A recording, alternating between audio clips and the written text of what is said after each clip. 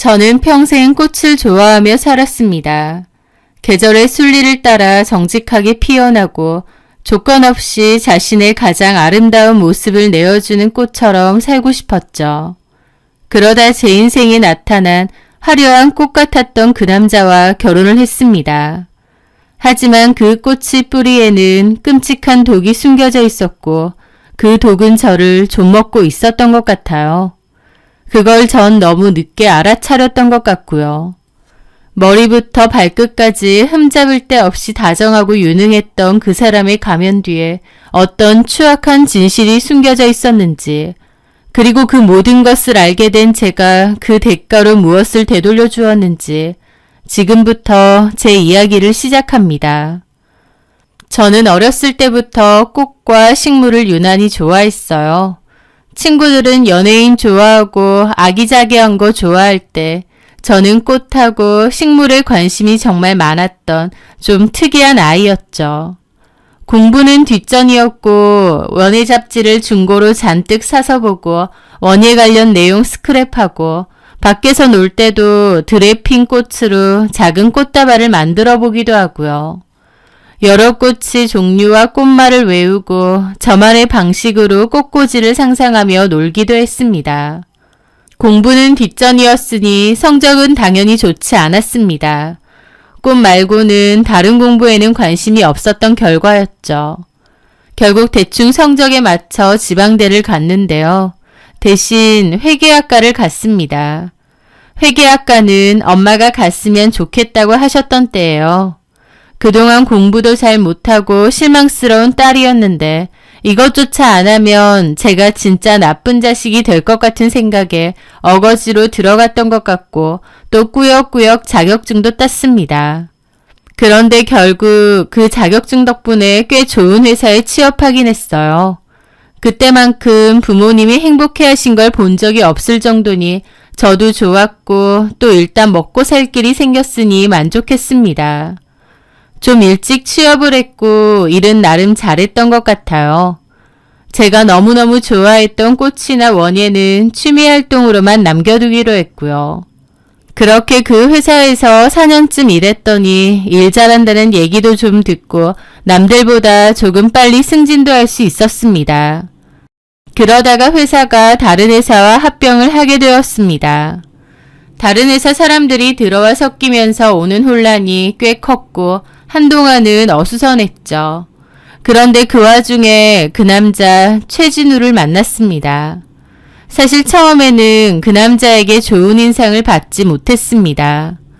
동갑인데다 제가 여자다 보니 당연히 자기보다 사회생활을 덜 했을 거고 능력도 별로 없을 거라는 선입견을 가지고 저를 대하는 게 보였거든요.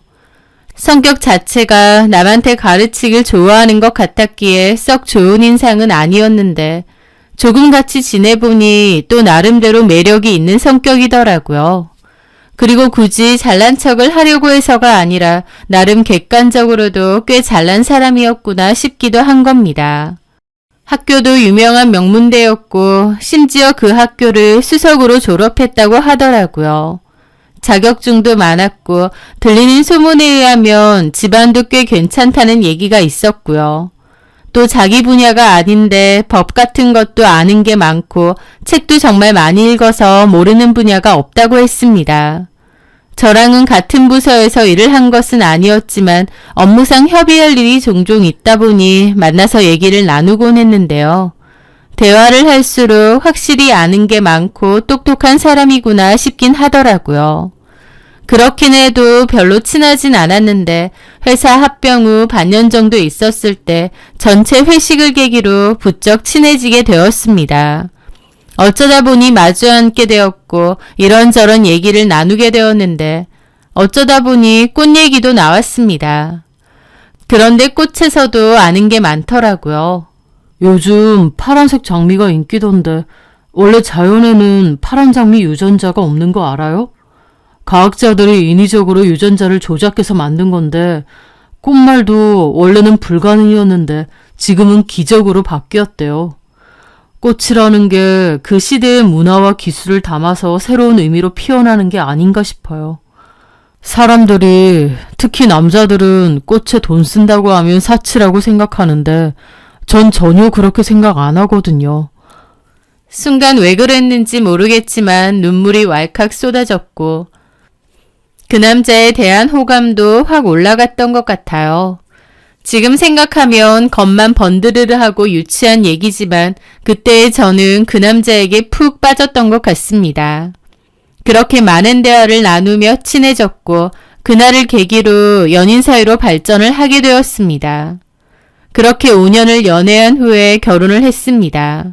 그런데 그 와중에 저는 그 회사에 계속 있었지만 남친은 회사를 3번이나 옮겼습니다.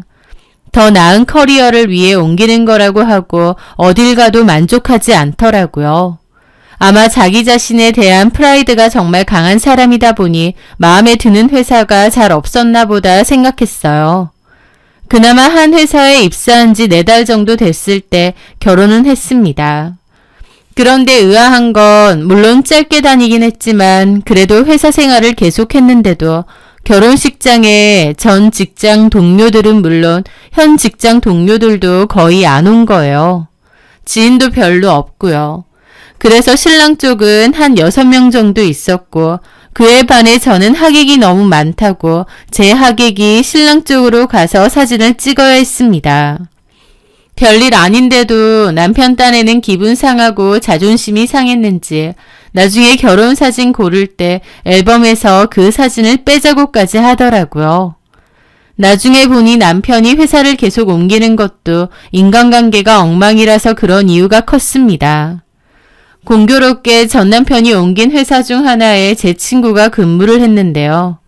그 친구는 제 결혼식에 와서 제 남편을 보고 놀라더라고요. 저 남자랑 결혼하는 건지 몰랐다고요. 그러면서 나중에 하는 말이 회사에서 평판이 너무 안 좋았다고 허풍기도 심해서 허언증이라고 소문이 났다는 겁니다. 자기 자신에 대해서 부풀리기도 심하고 허풍도 심하고 말이 앞뒤가 안 맞아서 회사에서도 말이 많았대요. 저도 그 얘기를 듣고 놀랐습니다. 저는 남편이 유능하고 똑똑한 사람이라고 생각했는데 다른 사람이 평가하는 남편은 허풍쟁이에 자신을 지나치게 떠벌리는 인간일 뿐이었더라고요.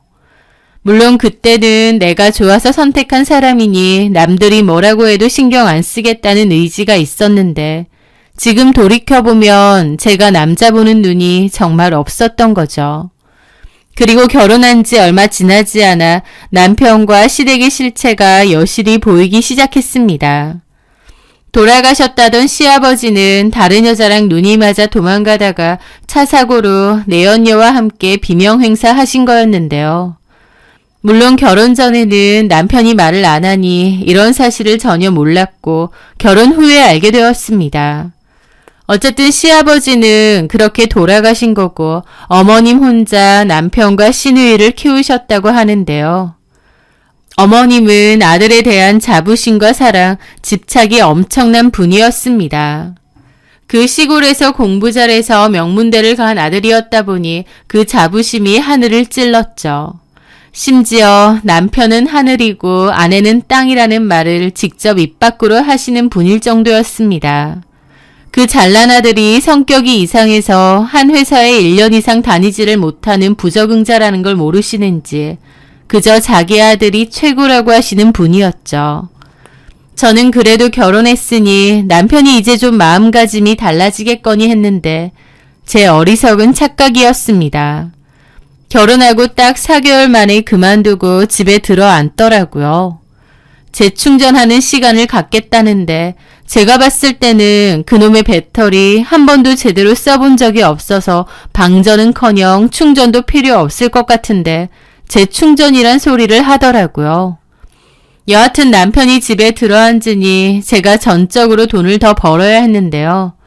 설상가상으로 저까지도 회사 사정이 어려워지면서 퇴직을 해야 했습니다. 회사 사정 때문에 정리해고를 당한 거죠. 저라도 빨리 일자리를 구해야 하는 상황이었고 결혼 초부터 너무 힘들더라고요. 그런데 인생은 정말 생각지도 못한 우연과 기회의 연속이란 말이 맞나 봐요. 그맘때 공교롭게 친구 하나가 연락을 했더라고요. 하영아, 좀 뜬금없긴 한데 너 내 사업 인수하지 않을래? 갑자기 그게 무슨 소리야? 내가 네 사업을 어떻게 인수해? 나 직원 하나 두고 꽃 전기 배달 서비스 사업 하거든. 아직 구독자 수가 엄청 많은 건 아니라서 직원 하나도 일주일에 3일 파트타임으로 쓰고 있긴 해. 내가 하는 일은 새벽마다 꽃시장 가서 구독자들에게 보낼 싱싱한 꽃들을 떼우고 날짜에 맞춰 보내주는 건데 작게 시작하긴 해도 계속 매출 늘고 있고 수입 괜찮거든. 너도 꽃 엄청 좋아했잖아. 네가 해보면 잘할 것 같은데. 그런데 왜 네가 계속 안 하고? 우리 남편 해외지사로 발령 났거든. 3달 안에 다 정리하고 인도네시아로 넘어가야 할 판이야. 조금 안정되나 싶었는데 다 접고 인도네시아 가야 하니 내 속이 아니다. 그런데 네가 맡아서 해주면 나는 너무 좋을 것 같아. 아니, 그래도 나는 그런 거 해본 적도 없는데 어떻게 내가... 한 달 동안 나한테 바짝 인수인계 받아. 초기 자본금 필요 없이 그냥 운영해. 대신 3개월 뒤에 내가 인도네시아 간 이후부터 연말까지 매달 총 이익의 15%를 1년간 나눠주고 그 다음부터는 3년간 매달 이익의 10%를 나눠주는 조건으로 그 다음에는 네가 알아서 하고. 사실 혹하는 얘기였습니다. 초기 자본금도 필요 없고 친구가 구축해둔 사업 라인을 그대로 가지고 오면 되는 거였으니까요. 저도 마침 일도 해야 되는데 제가 좋아하는 꽃에 관한 일이다 보니 관심도 생기더군요. 그렇게 얼떨결에 친구가 하던 꽃 전기 배달 서비스를 이어받게 되었습니다. 처음에 제가 이 사업을 한다고 했을 때 남편은 자존심이 상할 정도로 비웃으며 저를 무시했어요. 사업은 아무나 하냐? 쫄딱 망해서 집에 손에 끼치면 알아서 메꿔 넣어라. 는 소리까지 서슴지 않았으니까요. 그런데 사업을 시작하면서 저는 저의 새로운 재능을 발견했습니다. 제가 단순히 취미로만 꽃이나 식물에 관심만 많은 게 아니라 사업적으로도 나름 수완이 있는 모양이었습니다. 처음에 친구에게 넘겨받았을 때는 한 달에 내 월급 개념으로 100만 원 정도만 나와도 좋겠다라는 생각으로 시작됐는데 사업한 지 6개월 만에 400% 넘는 성장을 이뤘거든요. 게다가 갑자기 유입되는 손님들이 많아지면서 파트타임 1명이었던 직원을 5명이나 더 고용하게 되었습니다. 너무 빠르게 성장하니 조금 두렵기도 했지만 커가는 모습을 보면서 점점 너무 재밌어지고 일이라는 게 이렇게 재밌는지 처음 깨달을 정도였죠. 남편은 백수가 되어 늦게 퇴근하는 저를 흘겨보는 날이 잦아졌고 저는 태어나서 처음으로 일에 미쳐서 또 너무 일이 재밌어서 정신없이 시간을 보내기 시작했습니다. 하지만 그럴수록 남편의 투덜거림도 심해졌고 저도 듣다 지겹고 지치더라고요. 그래서 남편에게 그러지 말고 우리 회사 나와서 일을 한번 해보는 게 어떻겠냐는 제안을 했어요. 집에서 자꾸 할 일 없이 있고 궁시렁대니 저희 회사라도 나오라 그거였죠. 그런데 남편은 제 말에 대뜸 마케팅 이사를 시켜달라는 거예요. 자기가 그동안 마케팅 관련해서 동영상 보고 연구도 많이 하고 공부도 했다면서요. 한숨이 나왔지만 어쩌겠어요. 저는 알겠으니 와서 일하라고 했습니다.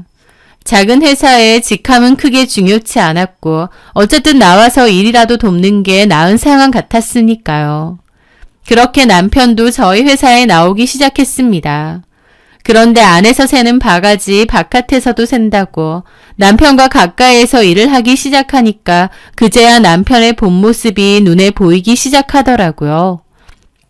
게다가 남편의 말들이 그냥 잘난 척이나 사소한 거짓말로 끝나는 게 아니라 거의 허언증에 가까울 정도로 심각한 것이라는 것도 깨달았습니다. 회사 내에서도 그 일로 몇 번 저랑 부딪히기도 했습니다. 아니 뻔하게 제가 두 눈 똑바로 뜨고 사장으로 앉아있는데 직원들한테 자기가 실질적인 사장이라느니 자기한테 잘 보여야 이 회사에서 오래오래 일할 수 있을 거라느니 그런 얘기까지 하고 다녔다는 거예요. 그 일로 많이 싸웠고 남편에게 경고도 했는데 제 말은 귓등으로도 안 듣는지 계속 그런 식으로 헛짓거리를 하고 다니더라고요. 그러다 아주 대대적인 사고가 터졌습니다. 사업 확장 때문에 새로 계약한 하회 농장이 있는데 그 농장 쪽에도 자기가 이 회사의 실질적인 오너라고 말하고 쓸데없는 계약까지 구두 약속을 하는 바람에 저희 쪽에서 몹시 곤란해진 상황이 벌어지고 말았던 거죠. 한마디로 신뢰도 잃고 업계 내에서 소문도 이상하게 날 뻔한 상황이었습니다. 제가 남편한테 펄펄 뛰면서 이딴 식으로 할 거면 당장 회사 그만두라고 지금 회사에 끼친 손해가 얼마인 줄 아냐고 있는 대로 퍼부었습니다. 그제야 남편이 조금 기가 죽었고 좀 쥐죽은 듯이 지내는 듯 했습니다. 그럼에도 불구하고 아주 사소하게 남편의 허언증은 계속되었고 저는 그때마다 남편 입단속을 하느라 2배로 에너지가 나갈 지경이었습니다. 그러다가 그쯤 사건이 하나 생겼어요. 바로 시골에 계신 시어머니가 허리도 안 좋고 몸이 너무 안 좋아서 혼자 못 살겠다고 하신 거였습니다. 남편은 하나밖에 없는 엄마 그렇게 살게 할 수 없다며 저한테 엄마 모시고 오자는 얘기를 하더라고요. 저는 펄쩍 뛰었습니다. 어머님을 그나마 1년에 2-3번 만나고 전화통화만 하니까 이렇게 사는 거지 모시고 살면 절대 못 살 거라 생각했으니까요. 어머님이 얼마나 아들 자부심이 크고 남존여비 사상이 강하신 분인지 어머님이랑 통화만 해도 위가 꼬이고 속이 답답할 지경이었어요. 그런데 그런 분이랑 어떻게 같이 살겠어요? 하지만 어머님이 허리도 다쳤고 거동이 너무 불편한 상황이다 보니 어쩔 수 없이 당분간만 같이 살기로 했습니다. 다만 조건이 있었죠. 계속 모시고 살 순 없고 어머님을 좀 더 잘 케어할 수 있는 괜찮은 요양시설을 찾게 되면 바로 거기로 어머님을 보낸다는 거였습니다. 어차피 저도 일을 해야 되고 남편도 그렇다 보니 집에서 누가 어머님을 돌볼 수 있는 상황도 아니었고요. 그래서 괜찮은 요양시설로 어머님을 보내는 게 모두에게 다 편한 일인 것 같았거든요. 그렇게 시어머니는 당분간이라는 조건을 달고 저희 집으로 오시게 되었습니다. 그런데 시어머니가 오기로 결정한 그날 남편이 저한테 황당한 소리를 하는 거예요. 그 말인즉슨 제가 사장으로 있는 제 회사요. 그 회사 사장이 자기인 것처럼 말을 해달라는 거예요. 그게 무슨 소리야? 내가 사장인데 왜 당신이 사장인 것처럼 어머님한테 얘기를 해? 실은 우리 엄마는 그런 줄 알고 있거든. 왜? 당신도 생각해봐. 우리 엄마가 나 얼마나 자랑스러워 하시는지 알잖아. 근데 내가 당신 밑에서 일한다는 거 엄마가 알면 너무 속상해 하실 것 같기도 하고 솔직히 엄마가 건강도 안 좋은데 사시면 얼마나 사시겠어. 나 우리 엄마한테 자랑이자 꿈인 거 알잖아. 그래서 엄마한테 그냥 끝까지 좋은 아들이고 싶어서 그래. 잔뜩 기가 죽은 얼굴로 그렇게 얘기하는데 참 어이없으면서도 또 한편으로는 무슨 심정으로 거짓말을 했는지 알긴 하겠더라고요. 저희 시어머니 일찍 남편을 잃고 아들만 바라보고 사신 분이거든요. 저한테 전화할 때마다 네 남편한테 잘해야 한다고 귀에 못이 박히게 잔소리하시는 분인데 제가 남편의 상사라는 걸 알리면 뒤집어질 게 뻔했습니다. 저도 편치는 않은 상황일 테고요. 남편은 눈물까지 흘리며 간곡하게 부탁했기에 저도 그냥 알겠다고 했습니다. 그때 당시에는 그게 뭐가 그렇게 큰일일까 싶었거든요. 그냥 시어머니가 뭐라고 말하든 네네 하고 넘어가며 제가 남편 덕 보고 사는 것이냐 그렇게 말을 맞추기로 한 거죠. 그렇게 시어머니가 저희 집에 오신 날이었습니다. 그런데 첫날부터 저는 시어머니 때문에 있는 대로 속이 뒤집어지고 말았습니다. 시어머니가 집에 오시자마자 그러시는 거예요. 너는 참 팔자도 좋다. 남편 잘 만나서 등 따시고 배부르게 이렇게 좋은 집에 들어와 앉아서 사는구나. 너는 진짜 남편 복 많아서 좋겠다. 남편이 오히려 제 덕 보고 편하게 사는 건데 정반대로 말하시더라고요. 기가 탁 막혔지만 그냥 네 하고 웃으며 넘어갔습니다. 그런데 그날 이후 시어머니는 정말 말끝마다 너는 남편 잘 만나서 팔자 좋게 산다는 얘기를 계속 하시는 겁니다. 저는 아침에 새벽 꽃시장에 가서 그날 배송될 꽃들을 직접 컨펌을 하기 때문에 늦어도 새벽 4시에는 회사를 가야 합니다. 꽃을 사입하고 다듬는 건 직원들이 한다고 치지만 그 꽃들을 보고 어떤 조합으로 어떻게 포장해서 보낼지는 제가 다 결정을 하거든요. 그렇게 새벽같이 출근을 하는데 시어머니는 그 새벽에 나가는 저보다는 제가 그렇게 일찍 나가는 바람에 아침밥 얻어먹지 못하는 당신 아들이 더 안쓰러운 모양이더라고요. 저한테 회사 그렇게 일찍 나갈 필요 있냐고, 그렇게 남편 아침밥도 못 차려주고 갈 회사면 그만두고 집에 들어앉으라는 소리까지 하시는 겁니다. 너무 기가 막혀서 어머님께 한마디를 하려고 하면 남편이 쑥 끼어들어서는 엄마, 지영이가 하는 분야는 좀 일찍 나가야 돼서 그래요. 그리고 나는 엄마 밥이 더 맛있어요. 엄마가 그냥 내 밥 좀 챙겨줘. 그렇게 말하고 저한테는 싹싹 비는 겁니다. 엄마 저러는 거 조금만 참아줘. 진짜 미안해. 어? 알겠으니까 빨리 어머님 모실 요양시설이나 알아봐. 그런데 그때 문 밖에서 어머님이 문을 두들기면서 잠깐 나오라고 부르시더라고요. 그런데 나갔더니 어머님이 그러시는 겁니다. 그래, 아침밥은 내가 차린다고 치자. 그러면 네 월급 번 것도 나다오. 그게 무슨 말씀이세요? 네가 해야 될 살림을 내가 대신하고 있지 않니? 이럴 거면 살림한 비용을 달라는 거야. 내가 이 나이에 며느리한테 밥 얻어먹기는커녕 살림하고 밥까지 대령하는데 살림을 시키려면 돈을 내놔야 할 거 아니냐. 너는 다 거저 먹으려고 하니? 그 말에 저는 기가 막혔는데 남편은 자기가 대신 드리겠다며 어머님을 달래고 그 상황을 무마하기 바빴죠. 시어머니는 진짜 말끝마다 저를 무시하고 남편을 치켜 세우고 시시콜콜 저를 남편 덕 봐서 팔자 좋다고 하더라고요.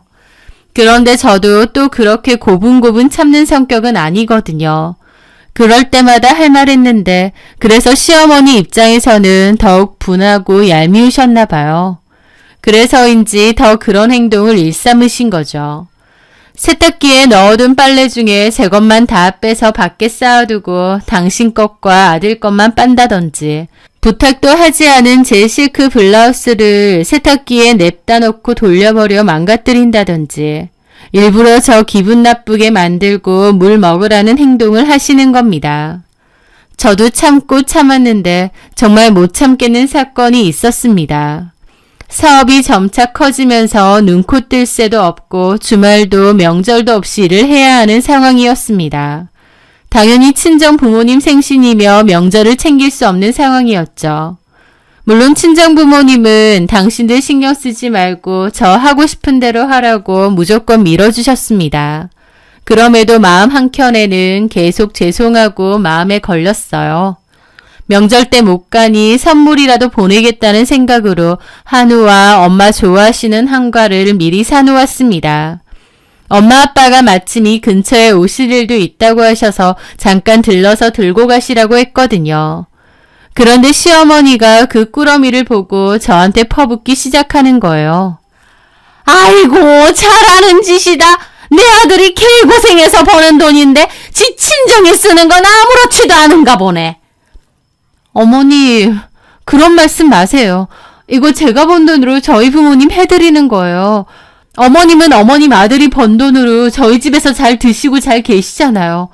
명절이면 생신도 챙기지 못하는 딸이 이 정도도 못해요? 하여간 넌 한마디도 안 지는구나. 그래, 이렇게 잘난 딸 낳으신 우리 사돈 어른들 간만에 만나면 인사나 드려야겠다. 그리고 잠시 후 친정 부모님이 저희 집에 들어오셨는데 어머님이 있는 대로 텃세를 부리기 시작하는 겁니다. 우리 아들이 가정을 꾸려나가느라 얼마나 고생인지 몰라요. 근데 요즘은 여자들도 밖에 나가서 일 좀 한다고 설치고 다니면서 시댁이고 남편이고 우습게 여기네요. 참 문제예요.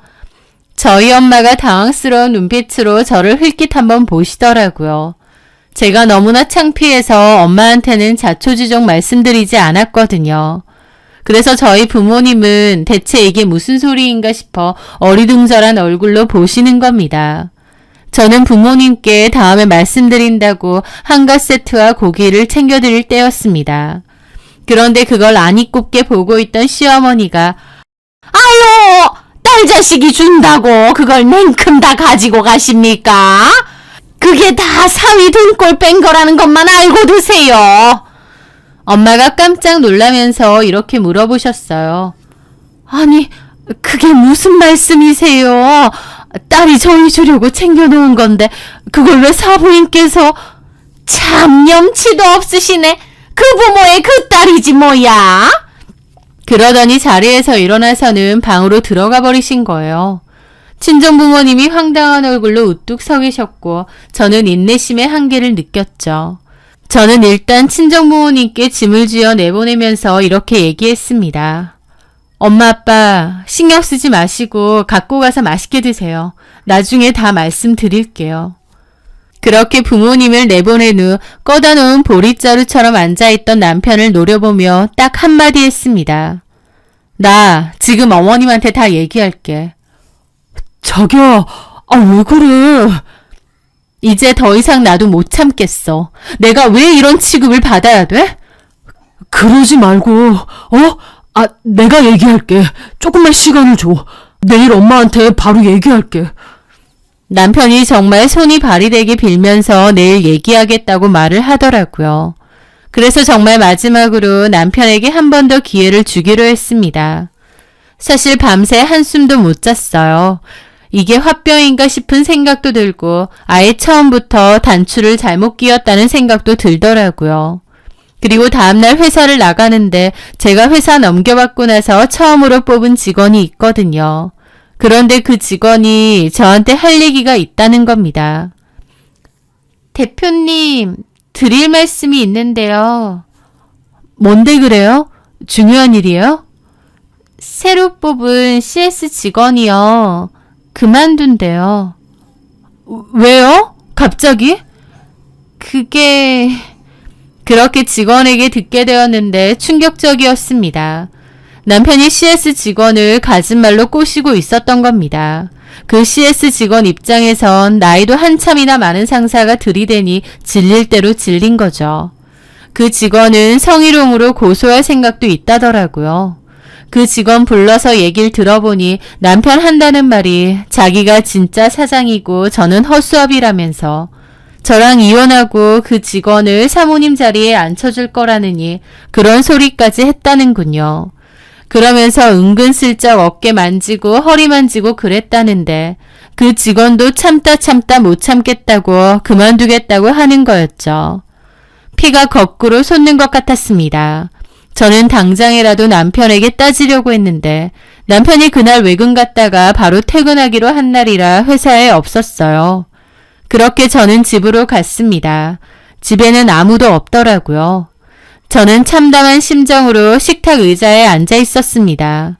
도저히 못 참겠다. 이대로는 안 되겠다. 그 생각을 하면서요. 마침 시어머니가 집에 들어왔는데 오자마자 시비를 거는 겁니다. 너는 시어머니가 들어오는데 인사도 안 하니? 그렇게 베어 처먹었어? 하면서 시비를 걸더군요. 어머니, 저 건들지 마세요. 지금 폭발하기 직전이니까. 뭐가 어째? 이 싸가지가! 하면서 거실에 있던 각티슈를 저한테 집어 던진 겁니다. 맞지는 않았는데 너무 열받더라고요.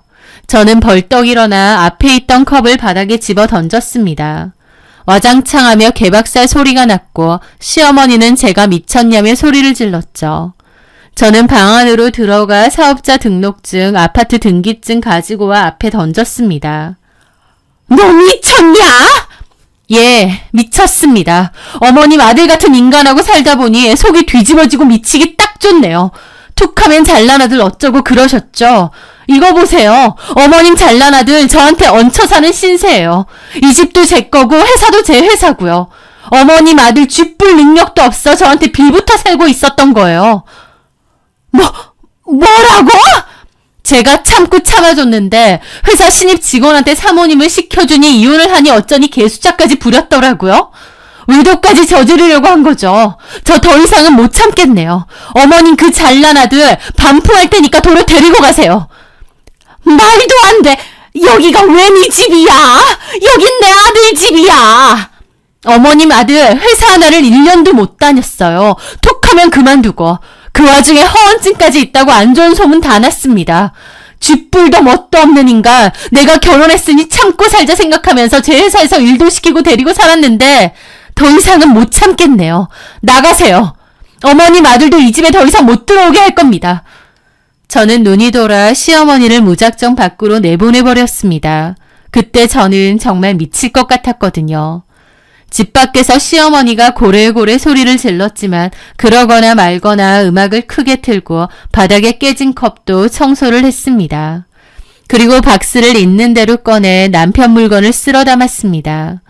1시간쯤 지났을까 남편에게 전화가 왔어요. 자기 엄마 내쫓았다고 저한테 폭언을 퍼붓길래 CS 직원이 너 성희롱 고소한다더라. 아주 회사에서 별 더러운 짓 다 하고 다녔더라. 그만 이혼하자는 말과 함께 차단해 버렸습니다.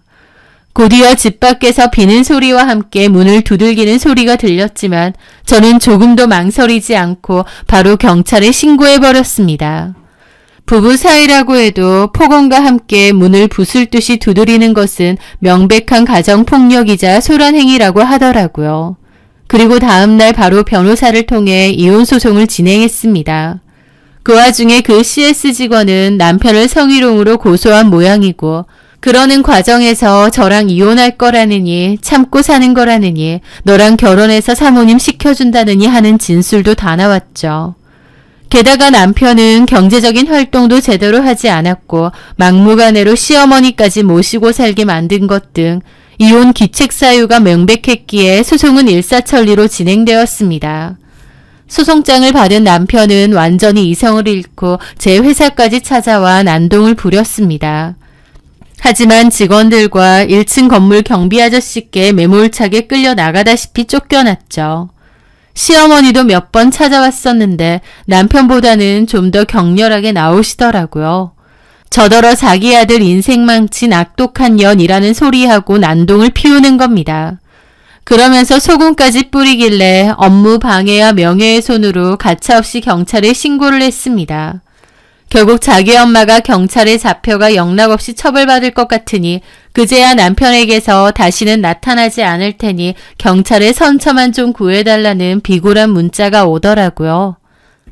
사람 목숨보다 자기 체면이 중요했던 그가 엄마가 전과자가 될지도 모른다는 사실에는 무너진 모양이었습니다.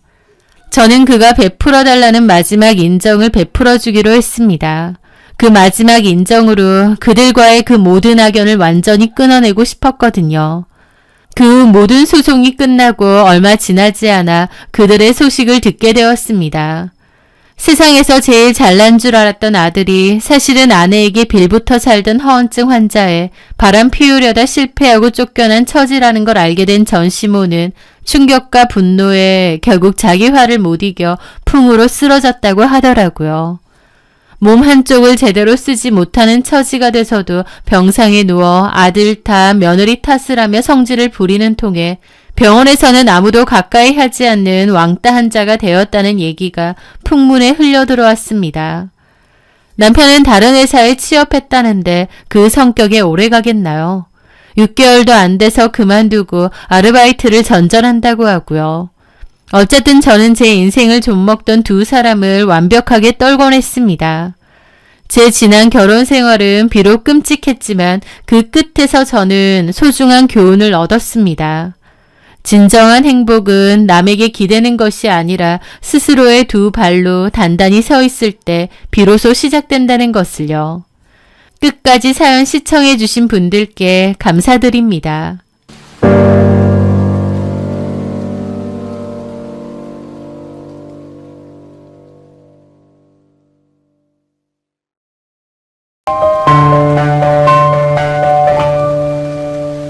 안녕하세요.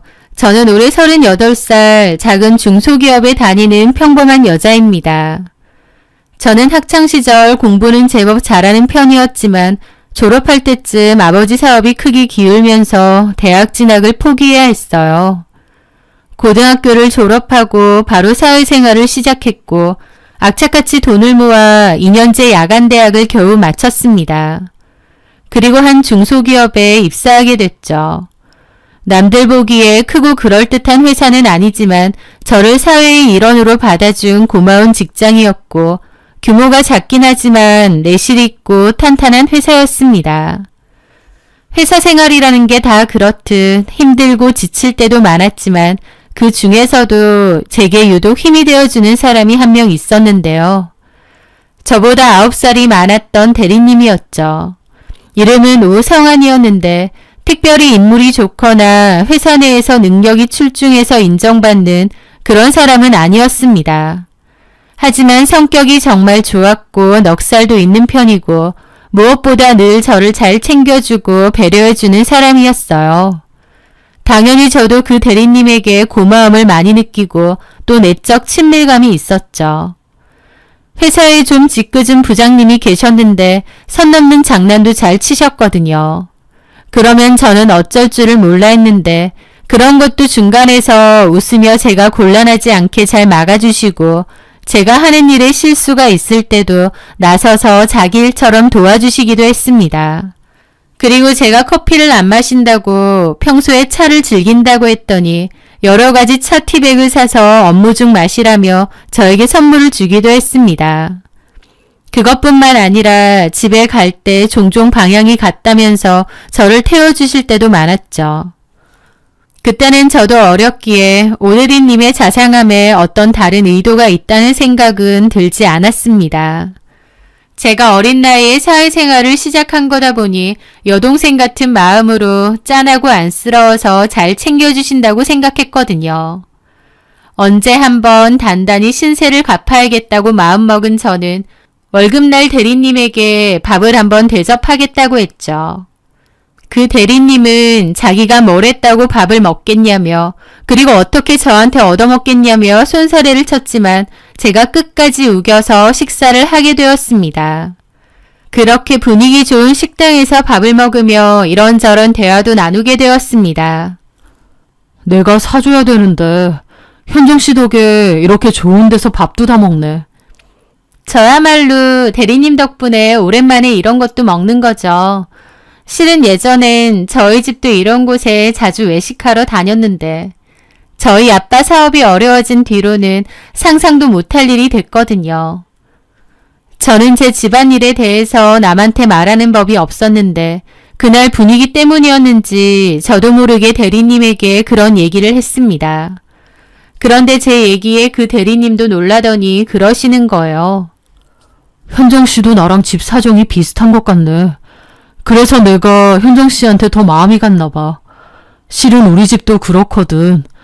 아버지가 농장을 크게 하셨는데 친척한테 보증 잘못 써줬다가 집안이 풍비박산 났었거든. 아버지 그 충격으로 쓰러지셨다가 결국 돌아가시고 그때부터 내가 홀어머니를 모시고 가장 노릇을 해왔지. 대리님의 담담한 고백에 저는 깜짝 놀랐습니다. 늘 여유롭고 친절하기만 했던 대리님에게 그런 아픔이 있을 줄은 상상도 못했거든요. 대리님은 씁쓸하게 웃으며 말을 이었습니다.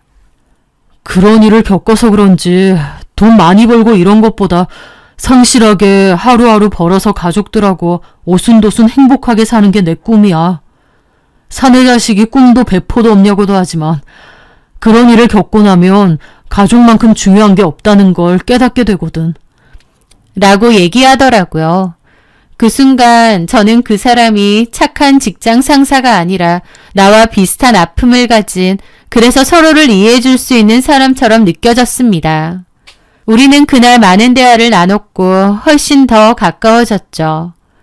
그러다가 어느 날 그 대리님이 저에게 그러는 겁니다. 현정 씨, 나 같은 남자가 여자들이 보기에 그다지 매력적인 사람이 아니라는 거 나도 잘 알아.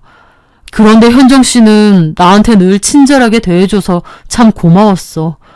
그래서 하는 말인데 우리 꽤 잘 어울릴 것 같은데 정식으로 사귀어 보면 어때? 내가 가진 건 없어도 현정 씨한테는 이 세상 누구보다 최고로 잘할 자신 있거든. 자상하고 배려심 넘치는 대리님.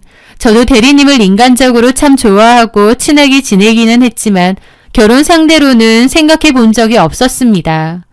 게다가 제가 결혼을 생각하기에 다소 어리기도 했고요. 게다가 갑작스럽게 이런 고백을 받게 되니 당황스럽더라고요. 저는 진지하게 생각해 보겠다고 대답했습니다. 그리고 그 대리님을 처음으로 곰곰이 남자로서 또 결혼 상대자로서 생각해 본 것 같아요. 평범한 사람이었지만 성격 하나만큼은 어디에 내놔도 으뜸인 사람이었습니다. 지난 몇 년간 저에게 보여주었던 따스한 배려와 착한 마음씨를 떠올리니 제 마음도 그에게 기울기 시작하더라고요. 그렇게 그 대리님과 저의 연애는 시작되었습니다. 사귀기 시작한 지 얼마 되지 않아 대리님은 홀어머니가 계시다는 집으로 저를 데리고 갔어요. 대리님의 어머님은 쌍수 들고 저를 환영하고 반겨주셨습니다. 게다가 정말 상다리가 휘어지도록 맛있는 음식을 잔뜩 내어주셨어요. 이런 진수성찬을 받으니 정말 감동이었습니다. 제가 설거지를 하겠다고 나서자 어머님은 처음엔 만류하시다가 나중에 그럼 같이 하자고 하시더라고요. 둘이서 나란히 서서 설거지를 하며 이런저런 이야기를 나누었는데 그 사람처럼 어머님도 착하고 순박한 분이라는 게 느껴지는 겁니다. 게다가 돌아갈 때는 참기름과 친구분이 양봉하셨다는 꿀까지 주셨죠. 대리님이 착하다는 것도 잘 알고 있었는데 대리님의 어머님도 이렇게 순박하고 좋으신 분이다 보니 이런 집이라면 결혼을 해도 괜찮겠다는 생각마저 들었습니다. 다른 건 다 제쳐두고 이 두 가지만 보고 결혼을 결심한 거죠. 사람 성격이 좋다는 것만큼 든든한 결혼 조건이 또 어디 있겠나 싶기도 하고요. 하지만 저희 친정엄마의 생각은 좀 달랐습니다. 엄마는 저희 회사처럼 작은 회사인데다 나이도 꽤 있는데 아직 대리밖에 진급 못했다는 것도 영 별로고 또 그래서 주임인 저랑 월급 차이도 얼마 안 난다는 것도 마음에 안 든다고 하셨어요. 둘의 월급을 합쳐봤자 너무 적다면서요. 게다가 오대리님이 나이가 많고 저랑 9살 차이가 나는 것도 못마땅해 하셨죠. 무엇보다 예비시댁 형편도 안 좋다고 하니 뭐 하나 볼 게 없지 않냐고 하셨어요. 하지만 저는 그 남자가 좋았고 제대로 콩깍지가 씌었기에 열심히 엄마를 설득했죠. 엄마, 막상 만나보면 나이 차이 같은 걸 잘 모를 정도로 괜찮다니까. 그리고 제일 중요한 건 성격 좋고 나한테 자상하게 잘해주는 거잖아. 탐탁치 않아 하시는 친정부모님을 설득하기 위해 저는 일단 대리님을 집으로 한번 데리고 오기로 했습니다. 대리님은 우리 집에 처음 찾아와서 부모님께 큰절로 인사를 드렸죠. 대리님이 절을 할 때까지만 해도 엄마 아빠의 얼굴은 굳어 있었습니다. 하지만 대리님은 특유의 넉살과 싹싹함으로 저희 부모님을 대했고 그 후로도 저희 집을 자주 방문했습니다. 제가 없어도요. 예비 장모님, 장인어른이라며 싹싹하게 잘 굴고 저희 아빠 술친구도 되어드리고 하니 저희 부모님도 결국은 결혼도 허락하셨어요. 저희 아빠가 저더러 남자친구를 집에 한번 데리고 오라고 하셨고 집에 오자 얘기하시더라고요. 우리 현정이가 아비가 사업에 실패하는 바람에 고생을 많이 하고 컸어. 그게 항상 미안하고 그래. 그래서 내 딸 많이 사랑해주고 다독여줄 수 있는 그런 사람이었으면 좋겠어. 우리 현정이를 마음 다치게 하지 말고 처음에 가졌던 그 마음 변치 말게. 그렇기만 하다면 우리는 더 바랄 게 없네. 남자친구는 정말 감사하다며 본인에게 저는 너무 과분한 존재이기 때문에 늘 고마운 마음으로 잘하며 살겠다고 다짐했습니다. 그렇게 양가의 허락을 받은 후 몇 달간의 연애를 더 거치고 드디어 결혼에 꼴이 나게 되었어요. 피차 여유 있는 처지가 아니었기에 남들 다 가는 회의로는 못 가고 제주도로 2박 3일 단촐하게 여행을 다녀왔습니다. 엄마는 요즘 같은 때에 동남아도 아니고 고작 제주도를 가느냐며 속상해 하셨지만 그때 당시에 제 눈에는 콩깍지가 얼마나 단단히 씌어 있었는지 그런 건 조금의 문제도 되지 않았습니다. 자상한 남편, 착하고 순박한 시어머니. 저는 오직 이것만 보고 비교적 어린 나이에 결혼을 결정했었어요. 그런데 제 판단이 얼마나 어리석고 순진했는지 깨닫는 데는 그리 오랜 시간이 걸리지 않았습니다. 아니, 신혼여행을 다녀온 바로 다음 날부터 알게 되었어요. 최고의 결혼 조건이라고 믿었던 것들이 사실은 전혀 아니었다는 것을요. 결혼 전 어머님을 봤을 때 저한테 너무 잘해주셨고 또 좋으신 분 같아 보였잖아요. 그런데 막상 결혼하고 보니 제 예상과는 거의 180도 다른 분이시더군요. 분명 저한테 자기 아들하고 결혼해 주어서 고맙다며 제가 아들보다 더 과분한 사람이라고 하셨는데 막상 결혼해서 보니 전혀 그렇게 생각하지도 않으신 것 같고 또 외아들에게 집착이 제 생각 이상으로 어마어마하셨던 분이었던 겁니다. 결혼하자마자 어머님은 태도가 돌변했습니다. 아내가 남편을 챙기는 게 도리라며 무섭게 간섭을 시작하셨죠. 결혼 전에 제가 보았던 그 순박하고 정감 있는 모습은 정말 온데간데 없이 사라졌습니다. 예, 너 우리 아들 아침밥은 꼭 따뜻한 밥에 국 말아서 제대로 챙겨줘야 한다. 대충 빵 쪼가리 같은 걸로 떼어서 보내면 절대 안 돼.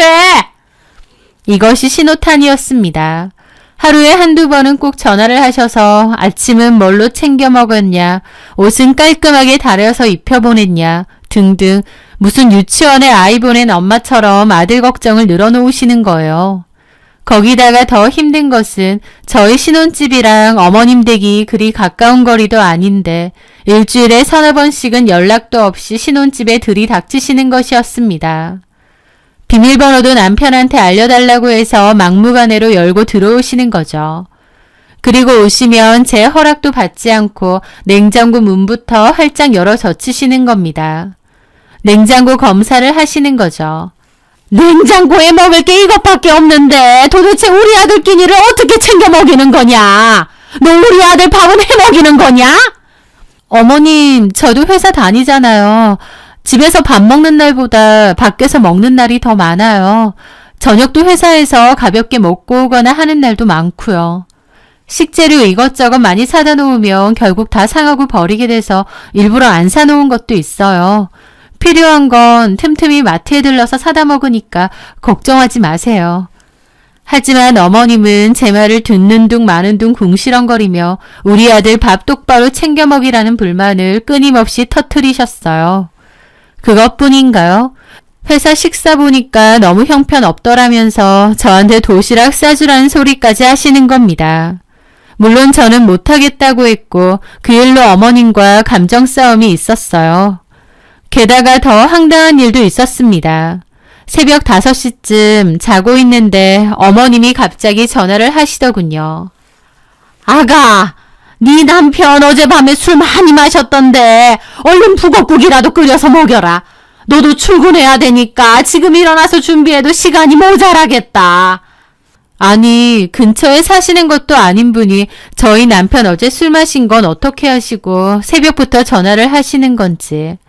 그런데 가만 보면 어머님은 아들이 하루 종일 뭐 했는지, 누구를 만났는지, 심지어 회사에서 무슨 일이 있었는지까지 다 알고 계시는 것 같더라고요. 알고 보니 남편이 시시콜콜 전화로 보고를 하는 것이었습니다. 저는 남편이 그 정도의 마마보이라는 건 상상도 못했습니다. 남편에게 물어보니 평생 자기 하나만 보고 사신 분이기 때문에 어머님이 원하시는 대로 다 맞춰드리겠다고 하더라고요. 다른 건 다 몰라도 성격 하나는 너무 좋은 것 같아 이 결혼도 결정한 건데 결혼하자마자 알게 된 거죠. 마마보이 기질이 다분한 남편에 집착과 간섭이 어마어마한 시어머니까지. 결혼 전 저에게 보여주었던 모습은 나이 든 아들을 장가 보내려는 어머님의 필사적인 연기였던 겁니다. 하지만 뒤늦게 눈치채도 어쩌겠나요.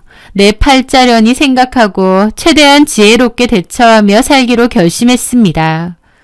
하지만 제가 감당하기 힘든 어머님이 저에게 특히나 스트레스를 주는 일이 있었는데요. 바로 손주를 낳는 일, 그것도 아들 손주를 보는 일에 무척이나 집착하셨다는 겁니다. 대를 이어야 된다는 얘기를 귀에 못이 박히도록 하신 거죠. 솔직히 뭐 그렇게 물려줄 만한 대단한 집도 아니건만 대를 잇는 것에 어머님의 집착은 상상 초월이었습니다. 결혼한 지 한 달밖에 안 되었을 때부터 임신 소식을 물으셨으니 말 다 했죠. 하루는 아이 빨리 가지라고 한약을 지어오셨는데 그 약이 심지어 아들 낳는 약이랍니다. 아들 낳는 약, 딸 낳는 약이 따로 있나요? 그런데도 꼭꼭 다 챙겨 먹으라고 막무가내셨어요. 출처도 불분명한 이상한 한약을요. 그 후에도 저한테 소식 없냐고 왜 최선을 다해 노력을 안 하냐고 쪼아대기 시작하는데 정말 미치겠더라고요. 게다가 그맘때 저는 회사를 옮겼는데요. 더 좋은 조건의 회사에 스카우트 제의가 들어왔기에 고민 끝에 옮긴 거죠. 연봉이나 복지는 전 회사보다 훨씬 나았기에 옮기는 게 더 옳은 선택이었지만 새로운 환경에 적응해야 하다 보니 저도 정신이 없었습니다. 그런데 그 와중에 어머님까지 왜 아이 소식이 없냐고 쪼아대니 너무 힘든 거예요. 심지어 저한테 빨리 아이를 갖지 않으면 새 며느리를 보는 방법도 있다는 극단적인 말씀을 하셨죠. 오죽하면 늘 방관하던 남편조차도 그 말은 너무 심했다며 어머니를 말릴 정도였어요. 그럼에도 어머님은 제가 문제인 것 같다면서 빨리 아이 가지라고 닥달을 하셨고 저도 그런 어머님의 모습에 질릴 대로 질렸습니다. 그런데 어머님과 제가 사사건건 부딪히는 와중에도 저를 또 미치게 하는 게 있었는데요. 남편의 비상식적인 야근이 계속 이어진다는 거였습니다. 저도 같은 회사를 다녔어서 알지만 전 회사가 그렇게 야근이 많은 곳이 아니었거든요. 그런데 제가 회사를 옮기고 나서부터는 부쩍 남편이 야근이나 출장이 많다고 하는 겁니다. 심지어 야근을 하다가 너무 피곤하다며 회사 휴게실에서 쪽잠을 자고 집에 들어오지도 않은 채 그대로 출근하겠다는 경우도 늘어났죠. 의심이 들기 시작하니 꼬리에 꼬리를 물고 의심이 커져갔습니다. 저는 이미 회사를 옮긴 상태이니 남편 말이 진짜인지 회사 안에서 확인해줄 사람을 찾아 남편의 행적을 캐보기로 했죠. 마침 회사 다닐 때 저랑 친하게 지내던 언니가 있었고 그 언니에게 도움을 청했습니다. 언니, 나 현정이야. 잘 지내? 새로 옮긴 회사가 바빠서 통화할 시간도 없었네. 오랜만이다. 옮긴 회사는 어때? 비슷하지 뭐. 저기 근데 언니, 요즘 회사에 야근 많아? 우리 남편이 야근 때문에 매일 새벽에 들어와서 말이야. 무슨 야근이냐며 우리 회사 그런 거 없지 않냐고 할 줄 알았는데 언니의 대답은 의외였습니다. 맞아. 요즘 야근 진짜 많아. 회사에 모처럼 큰 프로젝트가 있어서 일 많거든. 사장님도 이번 한 해는 야근 많을 거라고 미리 말도 하셨고 그래서 다들 야근이 잦아서 힘들어 죽겠대. 나도 그렇고. 너희 아직 신혼인데 너는 맨날 독수 공방하겠다. 근데 오대리님 야근하는 거 맞고 가끔 보면 엄청 피곤해 보이더라. 네가 잘 좀 챙겨줘. 그러더라고요. 언니의 말을 듣고 나니 야근하느라 힘든 남편을 의심했던 게 괜스레 미안해졌습니다. 친한 언니였기에 의심은 어느 정도 풀렸고 오히려 매일 야근하는 남편이 안쓰러웠습니다. 그런데 얼마 뒤 전 회사 근처로 외근을 갔다가 우연히 전 회사 차장님을 만나게 되었어요. 이 차장님이라고 저보다 나이도 훨씬 많으시고 회사에 터줏대감처럼 오래 다니신 데다 회사 사정에 대해서도 속속들이 잘 아시는 소식통 같은 분이었죠. 어머, 안녕하세요, 이 차장님. 어머, 이게 누구야? 오랜만이에요, 현정씨.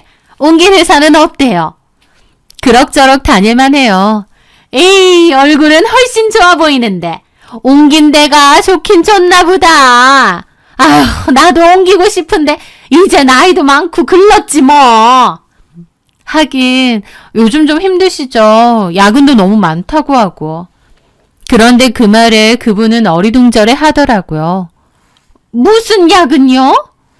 요즘 회사에 큰 프로젝트 있어서 야근 많다고 하던데요. 그런 게 어딨어요, 우리 회사에. 일이 너무 없어서 맨날 걱정인데. 현정 씨도 알잖아요. 그나마 우리 회사 야근 없는 거 하나가 제일 큰 장점 아니야. 그러는 겁니다. 언니가 했던 말하고 아예 딴 얘기를 하시는 거죠. 야근이 없다고요? 그럼요. 혹시 오 대리님이 그래요? 야근 많다고? 아, 네. 이상하네. 내가 보기엔 오 대리님 맨날 정시 퇴근하던데. 난 그래서 한창 신혼이라 집에 바로 가는구나. 집에 꿀 발라놨구나 했는데. 네? 저희 남편이 정시 퇴근을 한다고요? 네. 그 말에 저는 심장이 철렁하더라고요. 야근은 거의 없고 늘 정시 퇴근을 한다는 거예요. 그러면 야근을 맨날 한다는 언니의 말은 또 뭐지? 뭔가 석연치가 않더라고요. 혹시 남편이 딴짓하려고 그 언니한테 말 좀 잘해달라고 부탁했나 싶기까지 한 겁니다. 다시금 의심이 도졌고 남편이 끌고 다니는 차의 블랙박스를 확인해 봤습니다. 하지만 아주 깨끗하더군요. 그래서 남편의 핸드폰도 뒤져보았습니다. 패턴이 걸려 있었지만 워낙 단순한 사람이라 한글 자음 모양 몇 개를 그려보니 금방 풀리더라고요. 하지만 문자 메시지, 통화 기록, SNS까지 샅샅이 뒤졌지만 이상한 점은 없었습니다. 아무리 뒤져봐도 뭐가 없었던 거죠. 도대체 뭘까 싶고 찜찜하던 나날이었는데 어느 주말이었습니다. 자기야, 나 파주에 좀 다녀와야겠어.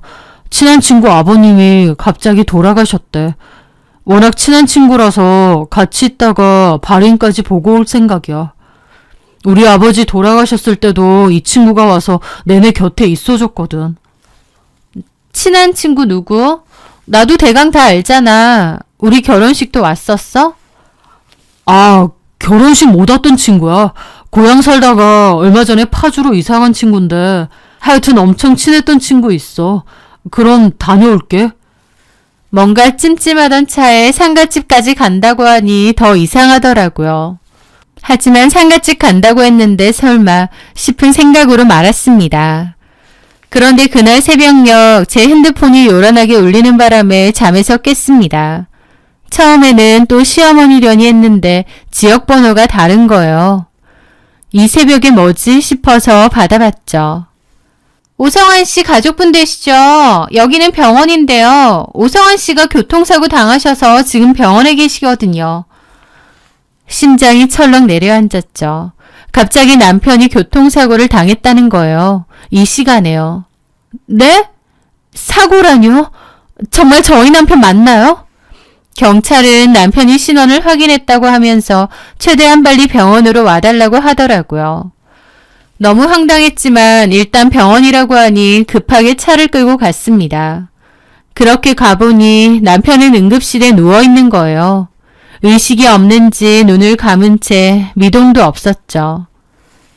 앞서가던 차를 남편분의 차가 뒤에서 들이받았습니다. 음주운전이 의심되는 상황이에요. 그리고 동승자분이 한 분 계셨는데 그분도 좀 다치셨고 저쪽 침대에 계시거든요. 그 병원은 남편이 말한 파주도 아니었고 이 새벽에 차를 탄 것도 말이 안 되고 게다가 남편 차에 동승자까지 있었다뇨. 그 모든 상황이 너무 어처구니가 없었죠. 경찰은 저를 동승자에게 데려가서 아는 사람이냐고 묻더라고요. 그런데 그 동승자의 얼굴을 확인한 순간 그 자리에서 얼어붙고 말았습니다. 동승자는 바로 제가 남편의 행적을 조사하기 위해 도움을 청했던 회사에 야근이 많다고 말해주었던 바로 그 친한 언니였으니까요. 그 언니를 내려다보는데 머리를 한 대 세게 맞은 듯한 충격이었습니다. 파주 상갓집에 간다던 사람이 엉뚱한 곳에서 이 새벽에 음주운전 사고를 냈고 그 동승자가 다른 사람도 아닌 바로 그 언니라니. 모든 퍼즐 조각이 한순간에 맞춰졌습니다. 언니가 곧 남편의 내연녀였고 야근이 많다는 정보도 전부 거짓이었던 거죠. 남편과 그 언니에 대한 배신감에 온몸이 부들부들 떨렸습니다. 시어머니의 집착과 마마보이 남편만으로도 가뜩이나 결혼 생활이 지옥 같은데 거기에 회사 동료랑 바람까지 피우다니. 치솟는 화를 억누르며 복도를 서성이고 있는데 의사가 수술 동의서라며 종이 한 장을 들고 와서 사인을 해달라고 하는 거예요. 그러면서 한다는 말이 오성환 씨가 사고 당시 하체에 부상을 심하게 입으셨습니다. 특히 생식기관을 아주 많이 다치셔서 바로 수술은 하겠지만 생식기능에 문제가 생길 가능성이 굉장히 높거든요. 일단 수술 동의서에 사인부터 해주시고 라는데 황당하더라고요. 남편은 하필이면 생식기관 쪽으로 크게 다쳐서 앞으로 아이를 못 가질 가능성도 높아진다는 거예요. 저한테는 상갓집 간다고 뻥치고 상간녀랑 술 처먹고 운전하다가 고자가 될 뻔한 남편이라니. 그 상황이 너무 기막히고 열받은 저는 이 인간 모르는 사람이에요 라고 소리치고는 그냥 병원을 나와버렸습니다. 그런데 응급실을 막 빠져나오는데 저쪽에서 시어머니가 허둥지둥 달려오는 모습이 보이더군요. 시어머니는 정신이 없이 달려왔기에 저를 보지 못하기도 했고 저도 그 와중에 아는 척하고 싶지도 않아서 조용히 병원을 빠져나왔습니다.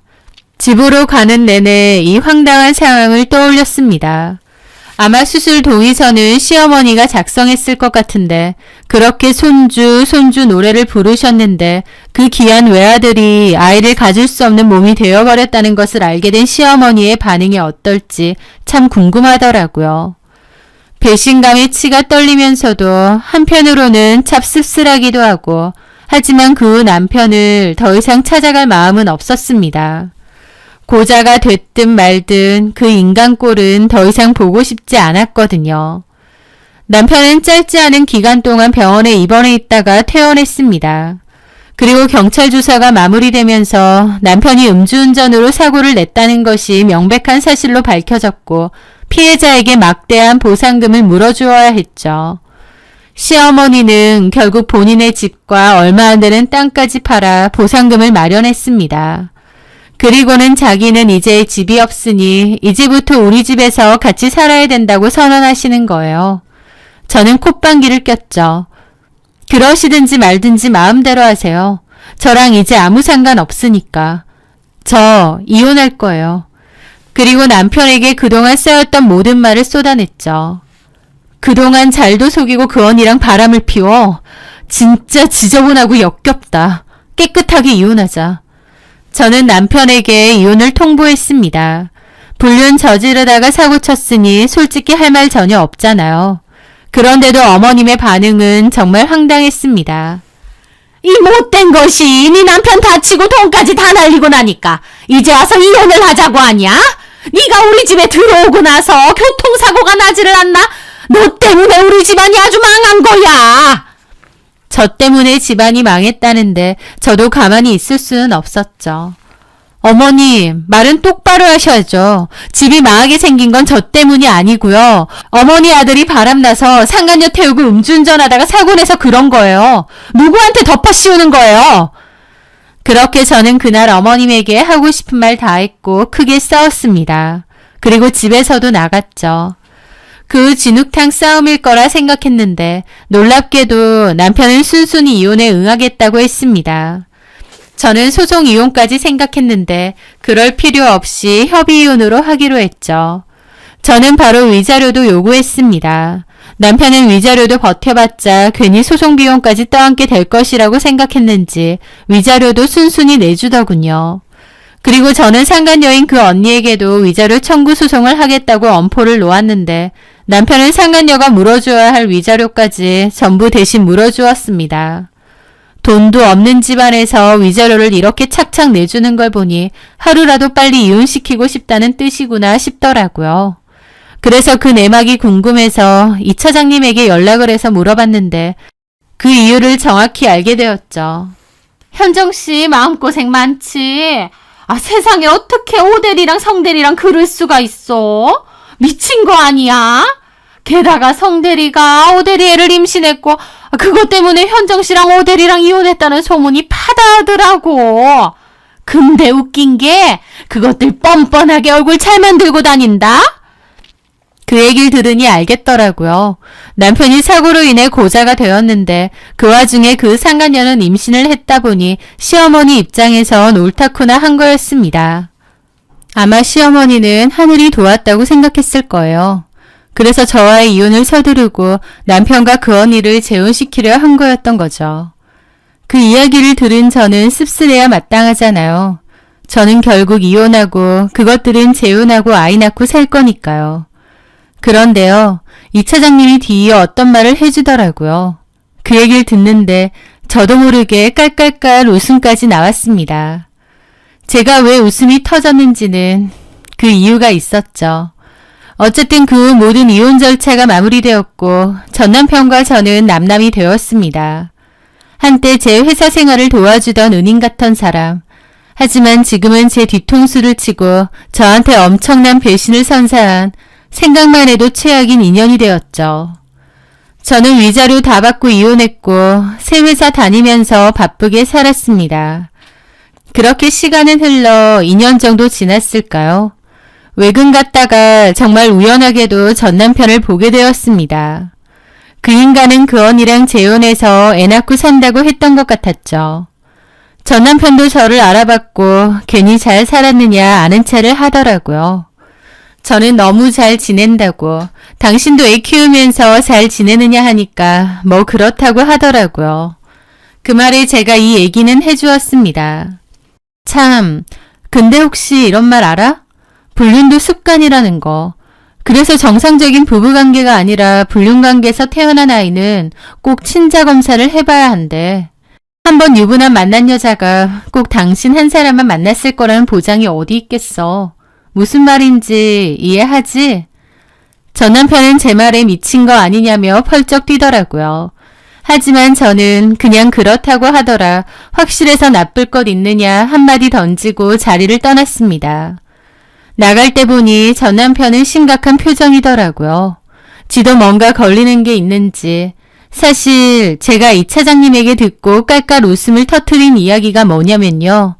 이 차장님은 그 회사의 워낙 터줏대감이기도 하고 회사 내부 이야기를 속속들이 아는 사람이거든요. 그런데 그 이 차장님이 하는 말이 그 언니가 사실은 저희 회사의 최 부장이라는 사람하고도 내연관계가 있다는 거예요. 심지어 그 최 부장도 아이까지 있는 유부남이었고요. 최 부장님이 이 차장님에게 뭐라고 했냐면 자기 애인이 있는데 임신을 한 것 같아서 큰일이다 라는 소리를 했대요. 그래서 이 차장님은 그런가 보다 했는데 나중에 알고 보니 그 애인이라는 사람이 결국 제 남편이랑 바람난 그 언니였다는 거죠. 그러니까 한마디로 그 언니의 뱃속에는 전 남편 애가 아니라 최 부장님 애였다는 겁니다. 이 차장님은 다 알고 있지만 그냥 모른 체 한다고 저만 알고 있으라고 얘기를 해주었고요. 그때 이 차장님의 말을 듣고 제가 웃음이 나지 않을 리가 없었죠. 막장 드라마보다 더한 현실이 제 눈앞에 펼쳐졌으니까요. 전 시어머니는 그 언니가 낳은 아이가 대를 이어줄 귀한 손주라고 철석까지 믿고 있었겠지만 대는 무슨 대인가요? 애초에 전 남편 애도 아닌데요. 그렇게 아들 노래를 부르고 대를 잇는 게 중요하다고 난리를 쳤는데 그래서 바람핀 상간녀가 아니라 도리어 저한테 이혼하라고 했었는데 정작 그 아이가 다른 남자의 아이인 줄도 모르고 금이야 오기야 키우고 있다니 이 상황이 얼마나 웃긴가요? 그 이 차장님을 통해서 후일담을 듣게 되었습니다. 전 남편은 제 말이 찝찝했던지 진짜 친자검사 했나 보더라고요. 그리고 자기 애가 아니라고 나온 거죠. 그 사실에 발칵 뒤집어지고 전 시어머니가 회사 찾아와서 그 언니 머리채 잡고 아주 난리도 아니었답니다. 그 뱃속의 아이가 누구의 아이인지 다 알게 된 거죠. 대를 잇기는커녕 그동안 남의 자식 뒤치다꺼리 해준 셈이니 뒤로 낮아빠지는 심정이었을 겁니다. 지금쯤 그들은 뭐라고 있을까요? 아마 서로의 얼굴을 보며 다 너 때문이다 라고 소리치며 원망하고 있겠죠. 저는 그 지긋지긋한 인연의 감옥에서 벗어나 후련한 마음으로 살고 있습니다. 본인들의 심성을 완벽히 가린 채 세상 둘도 없이 착한 남자와 착한 시어머니 코스프레를 했던 그 사람들을 떠올리면 사람이 제일 무섭다는 생각이 새삼 드네요. 제 이야기 이렇게 끝까지 들어주셔서 정말 감사합니다.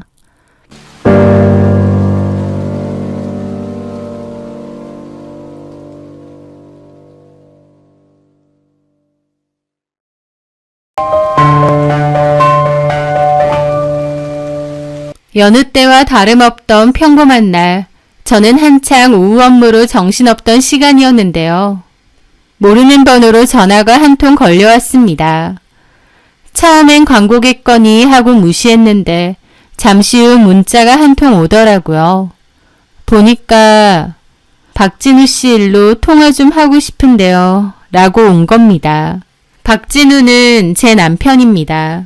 그 심각한 느낌의 문자를 보는데 저도 모르게 심장이 덜컹 하더라고요. 낯선 사람이 뜬금없이 연락이 와서 제 남편 문제로 얘기 좀 하자는데 딱 봐도 좋은 일 같지는 않았으니까요. 잠깐 망설이는 사이 다시 전화가 울렸고 이번엔 전화를 받았습니다. 수화기 너머에서는 한 여자의 목소리가 들려왔습니다. 안녕하세요. 박진우 씨 아내분 되시죠? 네, 그런데요. 누구신데? 많이 바쁘신가요? 제가 꼭 드려야 할 말씀이 있어서요. 남편분 관련해서. 누구신지, 그리고 제 남편 일로 저한테 얘기할 게 뭐가 있죠? 만나서 다 말씀드릴게요. 시간 언제가 괜찮으신가요? 좀 황당하기도 했지만 궁금하기도 하고 너무 이상하기도 하고 저는 잠시 후 점심시간이라 나갈 수 있으니 그때 보자며 회사 근처로 올 수 있느냐 했습니다. 그런데 제가 이미 회사를 말 안 했는데도 어딘 줄 안다고 그 근방이라고 하더라고요. 또다시 너무 황당한 기분이 들고 도대체 당신은 누구고 나에 대해선 어떻게 아는지 따져 물으려다가 만나서 물어보자는 생각에 입을 닫았죠. 그리고 나서 점심시간까지 도무지 일에 손에 안 잡히더라고요. 어쨌든 불안한 마음을 안고 약속 장소인 회사 앞 카페로 향했습니다. 카페 창가 자리에 그 여자가 먼저 와 있었습니다. 카페에 사람이 많았음에도 어쩐지 저 여자구나 한 번에 알아보겠더라고요. 혼자 앉아 있어서 그랬던 것 같기도 하고 표정이 어두워서 그랬던 것 같기도 하고요. 저는 처음 보는 여자지만 그 여자는 저를 알아보는 듯 고개를 돌리다가 저를 보고 가볍게 목례를 하며 일어나는 겁니다. 불편한 기분으로 그 여자 앞으로 다가갔죠. 전화하신 분? 네, 안녕하세요.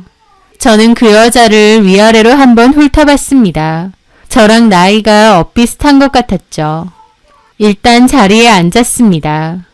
좀 황당하네요. 누구시고 제 번호는 어떻게 하신 거죠? 제 남편하고는 어떤 사이고요?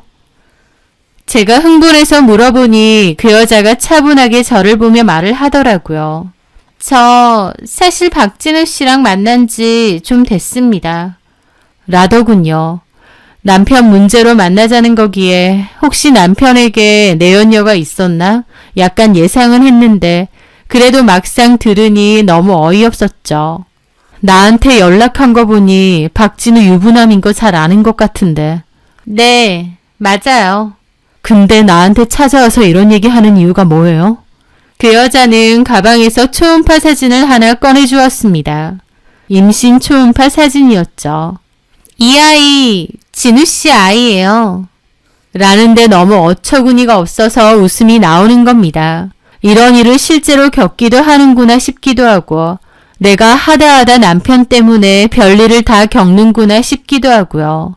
그 여자는 제가 황당해 하든 말든 자기 할 얘기 하더군요. 실은 전 2년 전에 이혼을 했고 아이도 하나 있어요. 아이 혼자 키우는 게 좀 버거웠는데 그러다 진우 씨 만났어요. 너무 괜찮은 사람 같았는데 유부남이더라고요. 헤어져야 된다는 생각하면서도 마음이 그렇게 안 되더라고요. 박진우가 유부남인 거 속이고 그쪽이랑 만난 거죠? 처음엔 그래요. 참 어리석네요. 근데 뭐가 괜찮은 사람 같다는 거예요? 본인이 유부남인 것도 속이고 만난 거고 결국 불륜남이잖아요. 그런데도 박진우가 괜찮은 사람 같아요? 제 남편이랑 바람핀 건 둘째치고도 눈앞에 이 여자가 너무 멍청해 보여서 그런 말이 나오더라고요. 처음엔 그런 관계가 아니었어요. 그냥 일 때문에 만난 건데 그러다가 서로 정들고 좋아지고 마음이 커졌을 땐 돌이킬 수 없으니 밝힌 거죠. 어쨌든 저도 제 마음 어쩔 수 없었고. 이보세요. 내가 지금 그쪽이랑 내 남편 불륜 스토리 들으러 온 줄 알아요? 나한테 그런 얘기를 왜 하는 거예요? 황당한 거 아는데 진우 씨를 좀 놓아주세요. 그쪽은 아이도 없잖아요. 저는 뱃속에 아이도 있고 또 진우 씨 없으면 안 되거든요. 저는 속이 부글부글 하더라고요. 저기요. 제가 지금 욕하고 싶은 거 참고 있거든요. 유부남이랑 바람나서 애까지 가진 주제에 본처한테 와서 이혼해달라. 미친 거 아니에요? 내가 지금 가만히 있으니 아무 말이나 해도 되는 것 같아요? 머리채 잡힐 각오도 있습니다. 내가 그쪽 머리채를 왜 잡아요? 쪽팔리게. 나 그런 짓 안 해요. 그것도 박진우 때문에? 참나. 됐고요. 상간소송 소장 보낼 테니 그런 줄 아세요. 별 미친 것들 다 보겠네. 저기 잠깐만요. 뭔데요? 제가 그냥 이혼해달라는 건 아니고요. 제가 전에 이혼하면서 받은 위자료하고 지금 갖고 있던 돈하고 합치면 1억 정도 되거든요. 그래서요? 그거 드릴게요. 대신 소송 없이 조용히 헤어져 주세요. 부탁드려요. 제가 드릴 수 있는 거 전부예요. 저 진우 씨랑 제대로 된 가정을 꾸리고 싶어요. 그 여자는 마치 자신이 비련의 여주인공이라도 된 듯 눈물을 글썽이며 저를 쳐다보더라고요. 남의 가정 파탄내고 있는 주제에 자기가 무슨 대단한 로맨스의 주인공인 양 행세하는 꼴이 어이없다 못해 우스꽝스럽기까지 한 겁니다. 게다가 이 뻔뻔함은 도대체 뭔가 싶기도 했죠. 하지만 저는 그 순간 아무 말도 하지 않았습니다. 왜냐면요.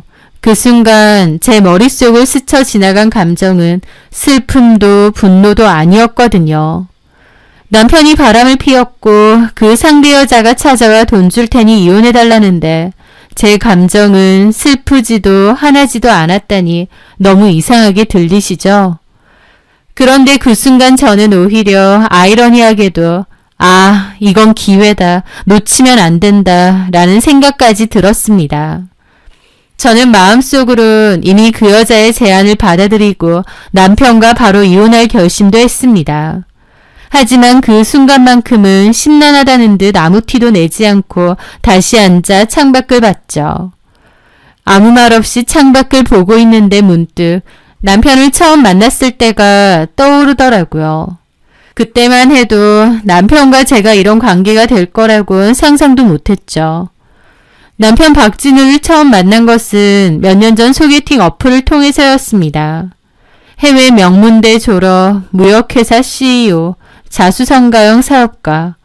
이것이 그 남자를 소개하는 말들이었습니다.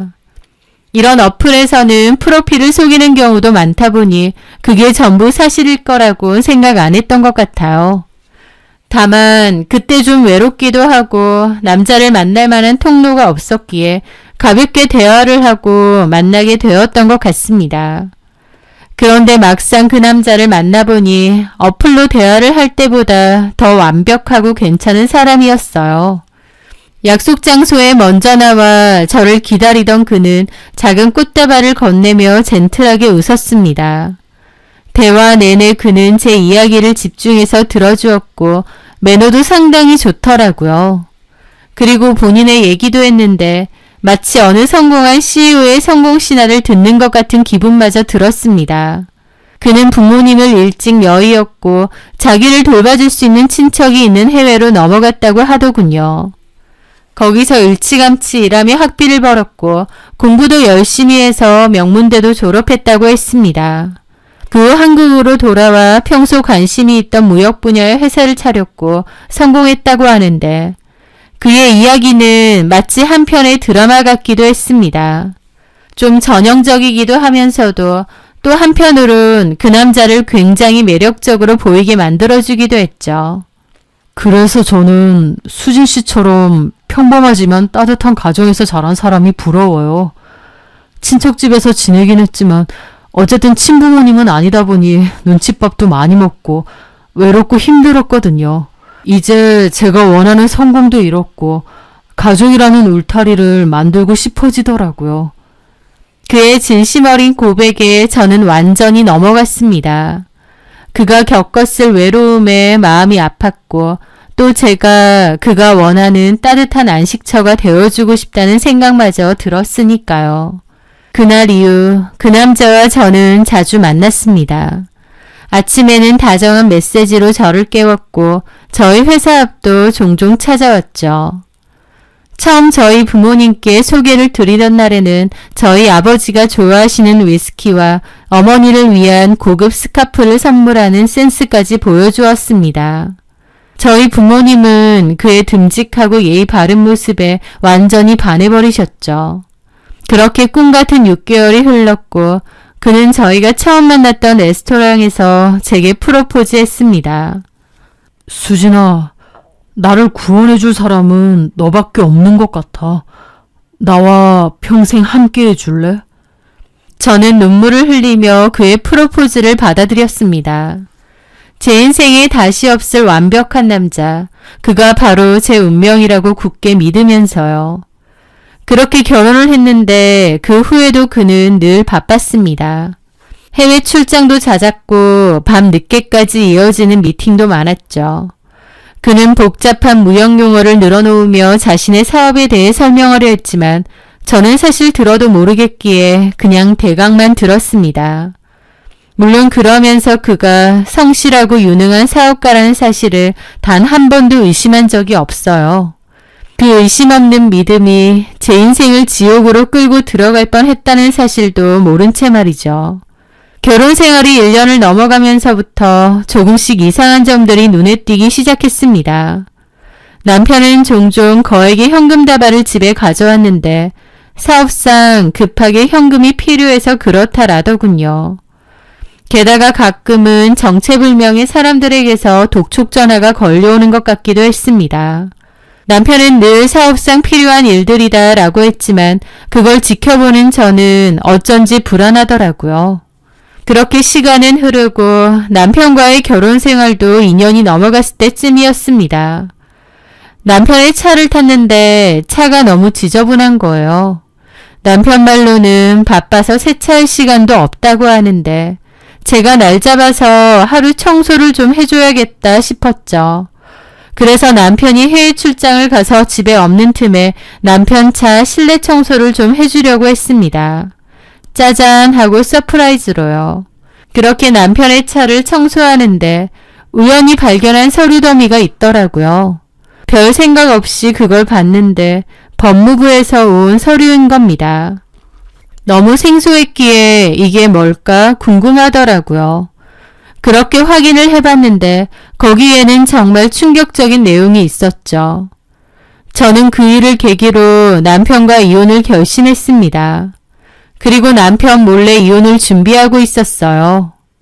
그런데 지금 이 순간 갑자기 어떤 여자가 나타나서 저한테 자기가 제 남편의 내연년이 이혼해달라, 그냥 해달라는 것도 아니고 1억이나 줄 테니 이혼해달라 라고 하는 것입니다. 한마디로 저는 어차피 이혼을 결심했고 차근차근 준비 중인데 이런 일이 생긴 거예요. 그러니 제 속으로 이건 기회다 라는 생각이 안 들 수 없죠. 하지만 바로 그 여자에게 옳다쿠나 하면서 제안을 받아들이면 안 될 것 같더라고요. 그래서 오히려 싫다고 거절을 했습니다. 지금 장난치세요? 1억 줄 테니 내 남편하고 헤어져라? 저는 정말 진우 씨가 필요하고 나도 내 남편 필요해요. 무슨 말 같지도 않은 소리라는 거야. 남편이 바람핀 걸 알았는데도 참고 사실 거예요? 그 여자는 좀 세게 나오더라고요. 그래서 저도 그랬죠. 뭐 바람 한두 번 안 피는 남자 있나요? 한번 봐줄 수도 있어요. 어떻게 하는지 봐서. 근데 그쪽 상대로 상간소송은 해야겠는데? 제 말에 그 여자 낯빛이 어두워지더라고요. 그러더니 또 태세 전환을 해서 불쌍한 척을 하는 겁니다. 사모님, 저 되게 불쌍한 사람이에요. 친정부모님도 일찍 여의고 이른 나이에 결혼해서 애 낳고 살았는데 전 남편이 정말 별로인 사람이었어요. 바람을 밥 먹듯이 피웠거든요. 그래서 겨우 이혼하고 위자료도 정말 힘들게 받았는데 너무 힘들게 받은 돈이라 쓰지도 못하고 그대로 다 통장에 놔뒀어요. 그런데 제가 지금 그 돈을 다 사모님 드린다는 거예요. 그 정도로 저 절박합니다. 라는데 뭐 이런 반푼이가 다 있나 싶은 거예요. 전 남편의 불륜 때문에 자기도 그 고생을 했다면서 정작 본인이 저지른 것도 불륜이잖아요. 그리고 그렇게 첫 번째 결혼해서 학을 떼었으면 그냥 애 키우면서 혼자 잘 살면 되는데 유부남인 거 알면서 내 남편 만나고 그 귀하다는 위자료와 재산까지 저한테 넘기면서 제 남편이 갖고 싶다는 거예요.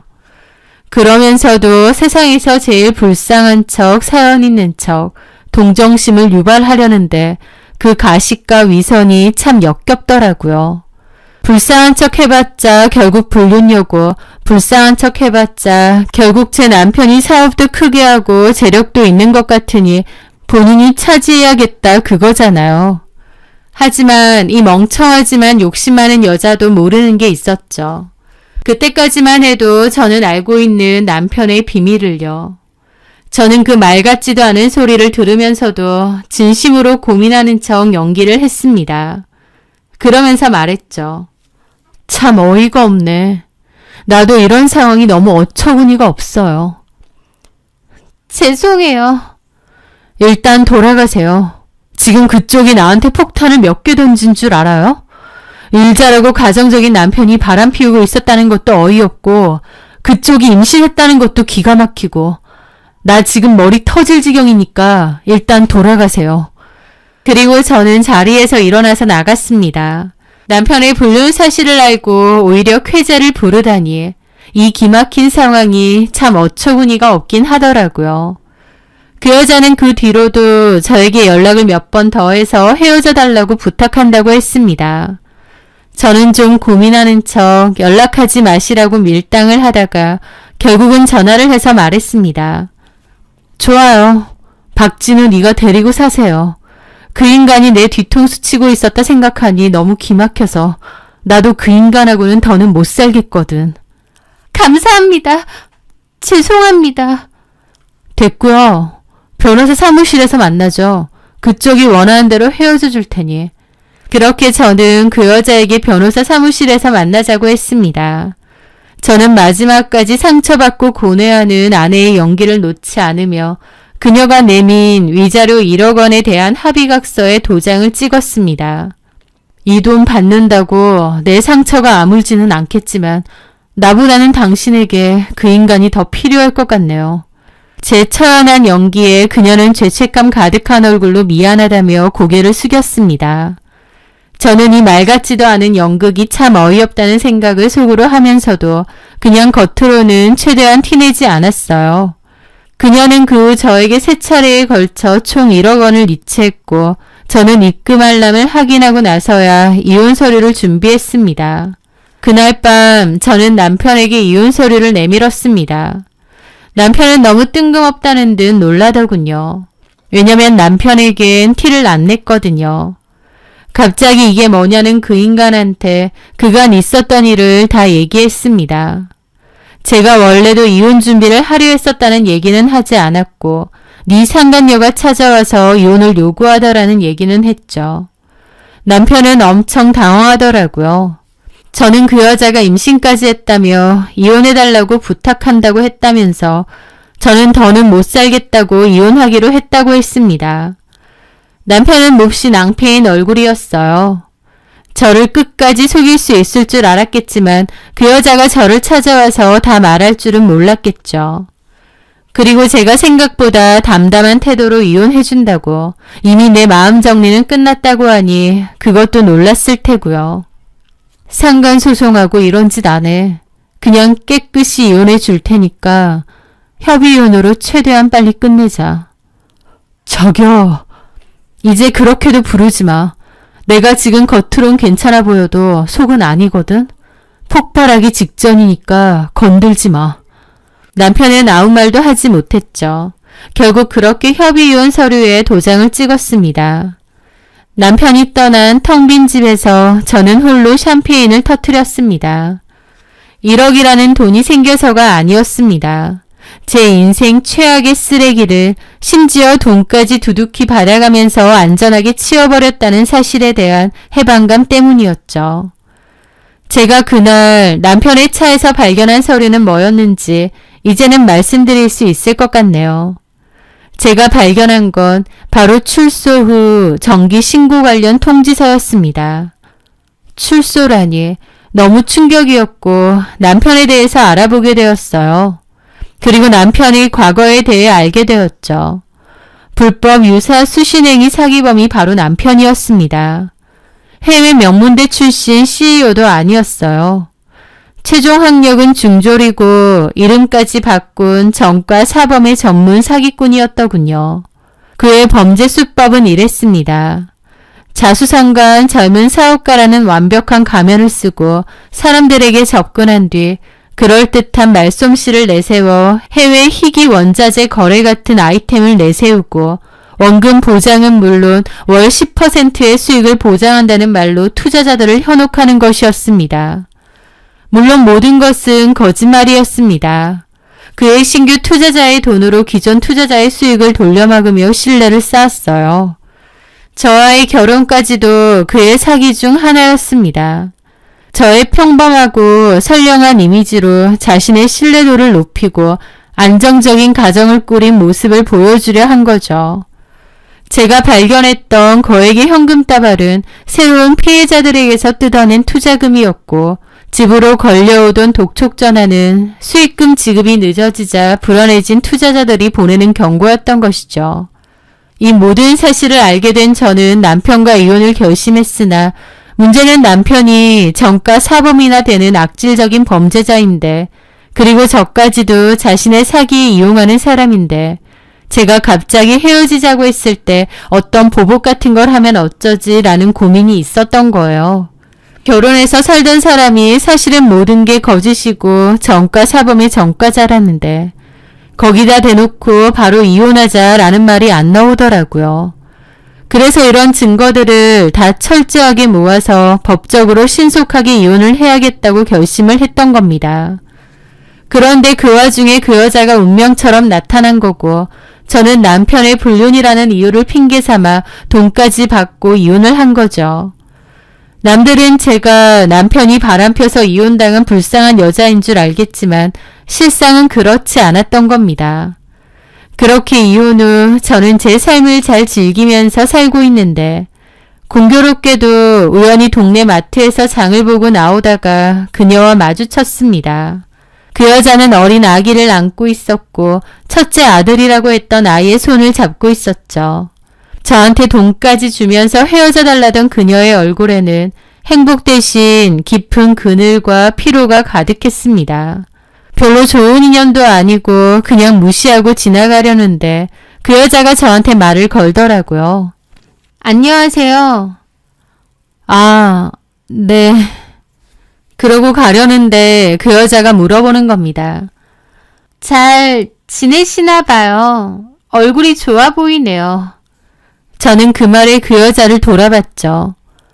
저기요, 저희가 좋은 인연도 아닌데 굳이 이런 데서 말 안 거셨으면 좋겠는데. 그런데 그 여자는 제 말에도 아랑곳하지 않고 자기 얘기를 하더라고요. 솔직히 이해가 안 돼요. 아무리 돈을 받았다지만 남편을 빼앗겼는데 어떻게 그렇게 아무렇지 않을 수가 있어요? 후회되지도 않으세요? 그녀는 진심으로 궁금하다는 얼굴이었습니다. 자신은 사랑을 쟁취한 승리자이고 저는 모든 것을 잃은 패배자여야 하는데 어째서 제가 더 좋아 보이는지 납득할 수 없었던 거죠. 그러고 보니 그 여자의 얼굴에는 깊은 그늘이 서려 있더군요. 돈까지 주고 쟁취한 남자였는데 살아보니 썩 괜찮은 인간도 아니었을 테고 뭔가 알 수 없는 의문을 품고 있는 인간이라는 걸 그 여자도 느꼈겠죠. 그 여자의 물음에 그냥 무시하고 가려다 말해주었습니다. 제가 좋아 보여요? 그럴 수도 있겠죠. 솔직히 돈까지 두둑히 받고 쓰레기 같은 인간 치웠는데 안 좋을 게 뭐가 있겠어요. 쓰레기 그리고 돈, 그 두 단어가 그녀의 귀에 박히는 순간 그녀의 눈동자가 지지라도 난 듯 흔들리기 시작했습니다. 그녀는 제 말의 의미를 바로 이해하지 못한 듯 잠시 멍한 표정으로 저를 쳐다보더라고요. 그러다 이내 제가 뱉은 말의 진짜 의미를 깨달았는지 얼굴에서 핏기가 사라지며 새하얗게 질려갔습니다. 자신이 전 재산을 바쳐 사온 남자가 사실은 제가 내다버린 쓰레기였다는 진실을 이제는 안 것 같았죠. 저는 아무 말 없이 그 자리를 떠났습니다. 그녀도 언젠가는 깨닫게 되겠죠. 자신이 전 재산을 주고 사온 것은 빛나는 미래가 아니라 평생 그녀와 아이들의 인생까지 좀먹을 사기꾼이었다는 사실을요. 아니나 다를까 2년 정도가 지난 어느 날 전 남편의 투자 사기극으로 인해 결국 구속되었다는 소식을 들었습니다. 그 여자는 어린 아이와 첫째 아들까지 두 아이를 홀로 키우게 되었죠. 심지어 전 남편이 남긴 빚더미까지 떠안게 되었을 테고요. 그녀는 자기가 너무 불쌍하다고 그러니까 제 남편이라도 달라고 했는데 그 선택이 자신의 인생을 더 불쌍하게 만들었다는 걸 이제는 깨달았는지 모르겠습니다. 그 여자도 저도 현란한 말솜씨가 아니라 상대방의 진정성과 진심을 알아보는 눈을 키워야 될 것 같네요. 제 사연 들어주셔서 감사합니다.